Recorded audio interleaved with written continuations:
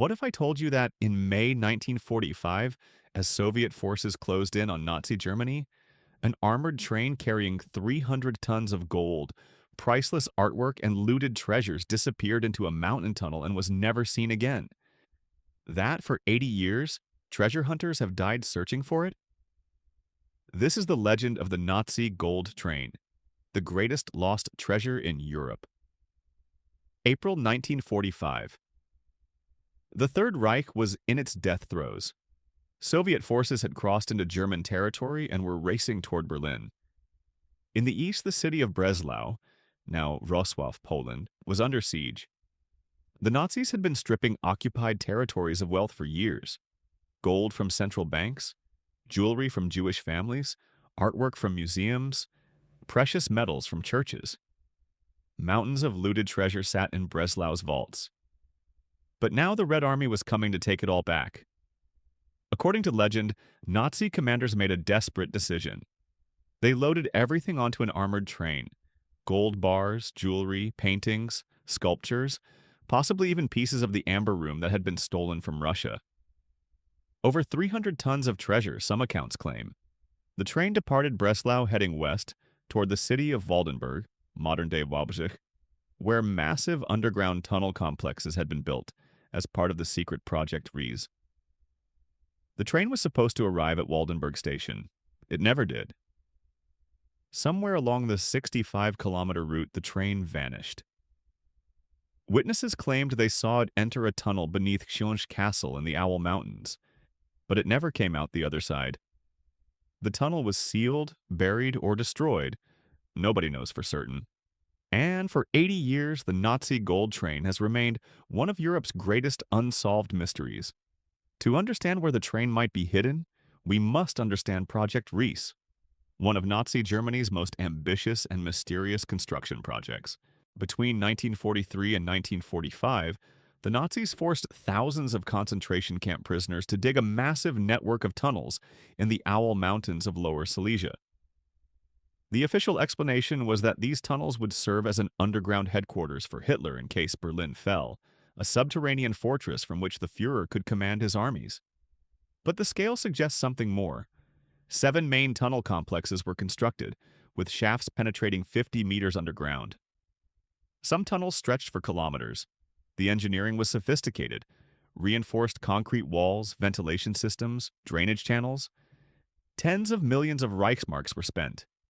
And critically, most of the construction documentation was destroyed, leaving historians uncertain about the true purpose of Project Rees.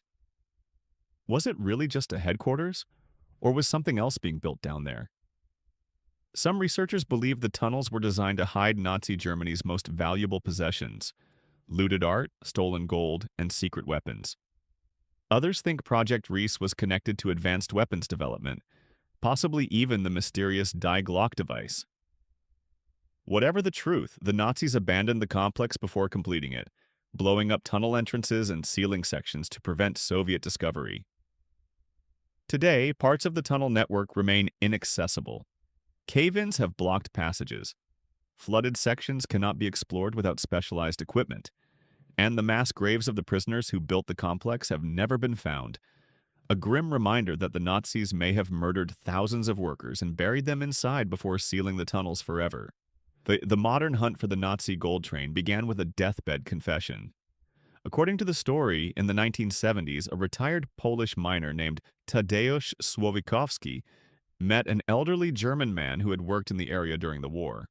As the German lay dying, he revealed a secret he had kept for 30 years. He had witnessed an armored train loaded with treasure enter a tunnel near Książ Castle in May 1945. The train never emerged. The tunnel entrance was sealed with explosives shortly after. The German claimed to know approximately where the tunnel was located. Słowikowski became obsessed with finding the train. He researched old German railway maps, interviewed other survivors, and spent years exploring the Owl Mountains. The story spread throughout the region, becoming local folklore. Every few years, someone would claim they had new evidence or had narrowed down the location, but no one actually found the train. Then, in August 2015, 2 men came forward with what they claimed was proof. Piotr Koper, a Polish construction company manager, and Andreas Richter, a German researcher, announced they had located the Nazi gold train using ground-penetrating radar. They claimed to have scanned an area near the 65th kilometer of the Rosław-Wałbrzych railway line and detected a large metallic object underground, approximately 100 meters long, consistent with the size of a World War II-era armored train. The announcement created an international sensation. Media from around the world descended on Wałbrzych. Piotr Żułkowski, Poland's deputy culture minister, held a press conference and declared he was 99% sure the train had been found. Polish authorities sealed off parts of the Owl Mountains to prevent treasure hunters from hurting themselves. The city of Wałbrzych experienced a tourism boom overnight. Hotels filled, restaurants thrived, and souvenir shops sold gold train merchandise.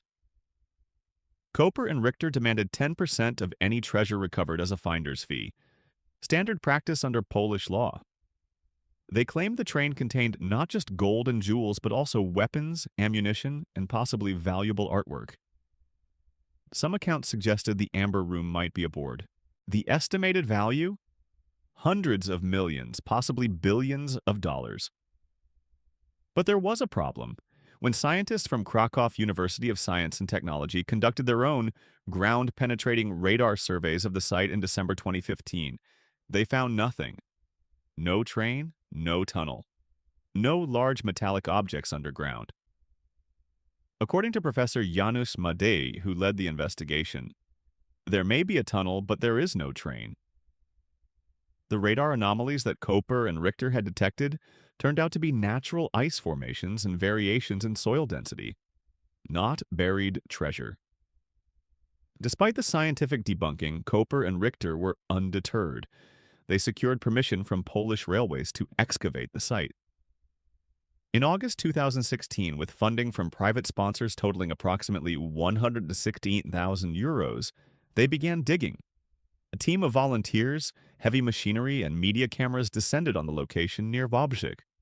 For 7 days, excavators moved earth along the railway embankment. Cameras were prepared to send into any tunnels discovered. The world watched and waited.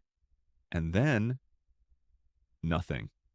No tunnel entrance was found, no tracks, no train, no treasure. The dig was called off after a week when it became clear there was nothing there. Koper announced he would continue searching at other locations. Richter eventually left the project. The Polish government's 99% certainty evaporated. Historians and skeptics said, "We told you so."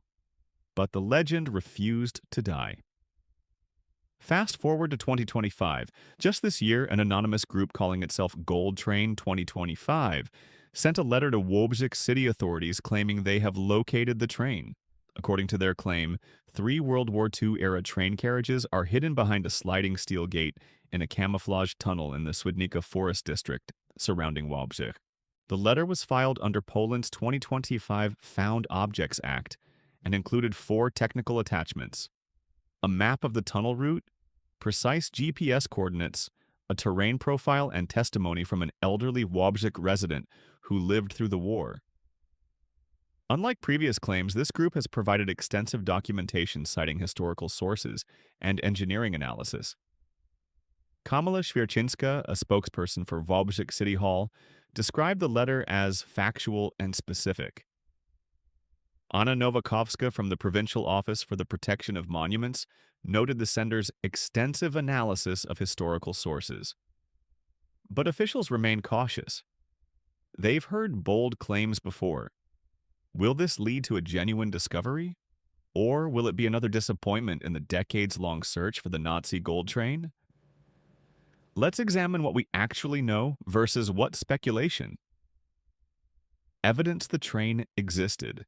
Multiple eyewitness accounts from the 1940s of treasure being evacuated from Breslau, railway records showing increased military train traffic in April-May 1945, Project Reese tunnel complex capable of hiding large objects. Nazis definitely looted vast amounts of treasure. Much of it remains unaccounted for. Similar cases of Nazi treasure trains being discovered elsewhere in Europe. Evidence against? No documentation in captured Nazi records mentioning a specific gold train to Wabzig. Historians believe most Breslau gold was evacuated to Berlin, not west toward the mountains. Soviet forces would have thoroughly searched the area after capture. Multiple scientific investigations have found no evidence of buried trains. The logistics of hiding a 100-meter train underground seem nearly impossible. Local historian Paweł Rodziewicz argues that documentation clearly shows gold from Breslau was evacuated to the German Central Bank in Berlin and other locations. There would have been no strategic reason to send treasure toward Wałbrzych, where Soviet forces were also advancing. The train, if it existed, more likely headed north or west, not into the mountains. But Project Reese's incomplete documentation leaves room for mystery. Many Nazi records were destroyed. The tunnel complex remains partially unexplored. And the deathbed confession of the German worker, while unverified, is oddly specific. Despite repeated failures, treasure hunters continue searching the Owl Mountains. Some are driven by greed. 300 tons of gold would be worth over 500 million today. Others are motivated by historical curiosity or the thrill of solving a decades-old mystery.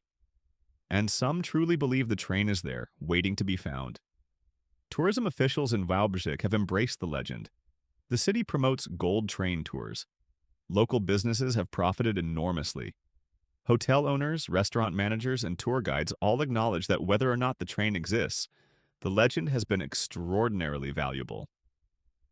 One tourism official famously said, "Whether the explorers find anything or not, that gold train has already arrived," referring to the economic boom from treasure hunter tourism.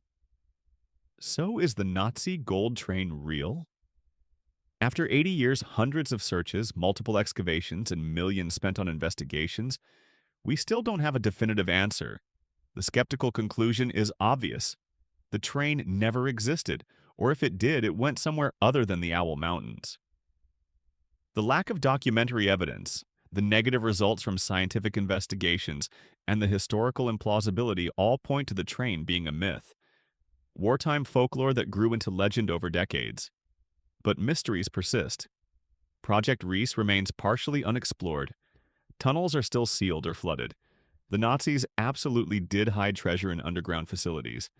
Allied forces found such caches throughout Germany, and eyewitness testimony, while unreliable, consistently places a treasure-laden train in the area in 1945. Perhaps the truth lies somewhere in between. Maybe there was a train, but it carried military supplies, not gold.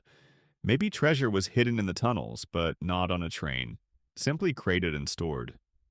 Maybe the armored train was actually trucks or another form of transport that entered the underground complex. Memory is imperfect, especially 80 years later. What we know for certain is that Nazi Germany looted vast amounts of wealth from occupied territories.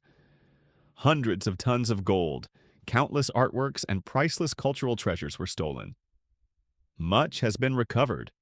Allied forces found Nazi treasure trains in Austria, gold in salt mines, artwork hidden in castles. But much remains missing. The Amber Room has never been found. Hundreds of paintings are still lost, and an estimated billions of dollars in looted wealth remains unaccounted for. Could some of it be hidden in the Owl Mountains beneath Książ Castle? The answer is possibly. Is it on a 100-meter armored train? That seems less likely. But until every tunnel of Project Reese is explored, until every sealed passage is opened, the mystery will endure.